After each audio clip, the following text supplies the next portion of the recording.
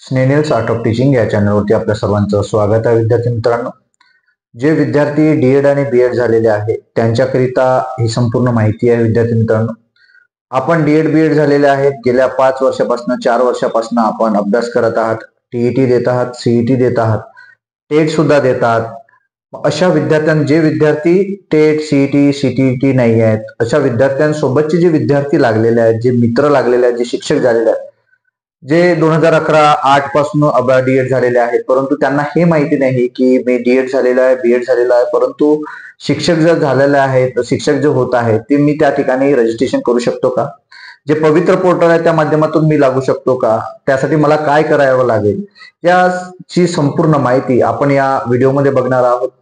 तत्पूर्वी आपण माझ्या चॅनलला आले असाल तर माझ्या चॅनलला सबस्क्राईब करा, जेणेकरून येणारं जे अपडेट्स असेल किंवा जे माहिती असेल जे शिक्षक भरतीच्या संदर्भात ते संपूर्ण माहिती आपल्या या चॅनलवरती कायमस्वरूपी मिळत राहील. त्याकरिता पहिल्यांदा चॅनलला सबस्क्राईब करा.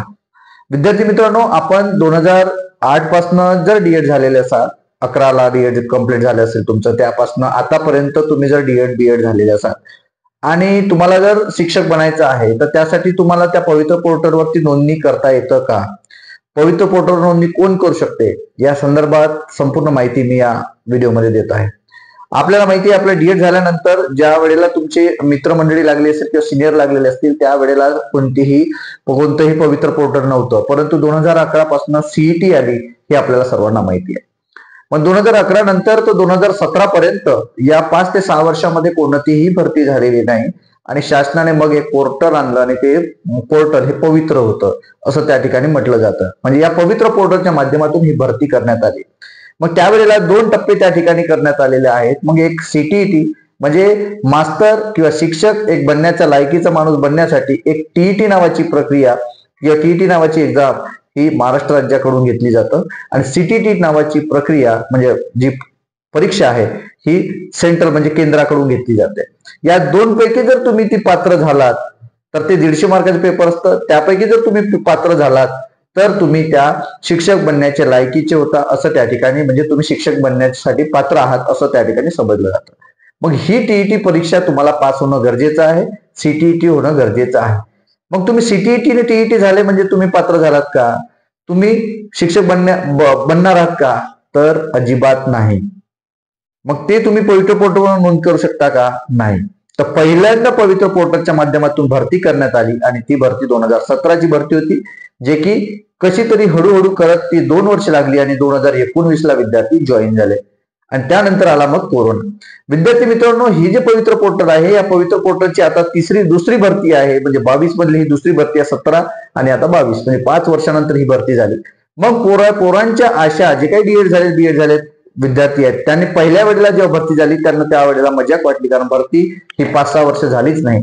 मग आता जेव्हा पुन्हा 22ची भरती झाली तेव्हा पुन्हा थोडं विश्वास बसायला लागला आणि आता कुठे ही भरती झाल्यानंतर पुन्हा विद्यार्थ्याचा आता ठाम झालं की डीएड झालाय म्हणजे शिक्षक बनू शकते.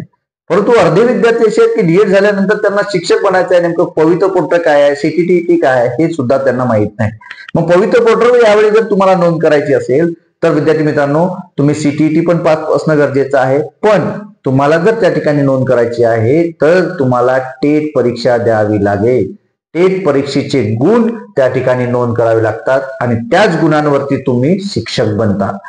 म्हणून विद्यार्थी मित्रांनो, हे लक्षात घ्यायचं आहे की मग डीएड झालेले विद्यार्थी त्या ठिकाणी नोंद करू शकतात का? हो, करू शकतात नोंद, परंतु ते जर सीटीईटी पास असतील किंवा टेट जर दिली असेल तर ते नोंद करू शकतात. मग टेट ही प्रत्येकाला गरजेची आहे का? सीटीईटी प्रत्येकाला गरजेची आहे का? टेट प्रत्येकाला गरजेची आहे, पण सीटीईटी प्रत्येकाला गरजेची नाही. म्हणजे 9वी ते 12वी पर्यंत जर तुम्ही शिक्षक बनू इच्छित आहात, म्हणजे बीएड झालेले असाल आणि तुम्ही त्यासाठी पात्र आहात, तर विद्यार्थी मित्रांनो त्यात तुम्हाला फक्त टीईटी किंवा सीटीईटी नाही तर तुम्हाला टेट देणं आवश्यक आहे. पण हे सुद्धा एक लक्षात घ्यायचं आहे की जर तुम्ही डीएड झाले असाल, तुम्ही बीएड झालेले असाल, तरी सुद्धा तुम्ही टेट परीक्षा जेव्हापर्यंत देणार नाही तेव्हापर्यंत पवित्र पोर्टलच्या माध्यमातून तुम्ही शिक्षक बनू शकत नाही, त्या ठिकाणी नोंद करू शकत नाही.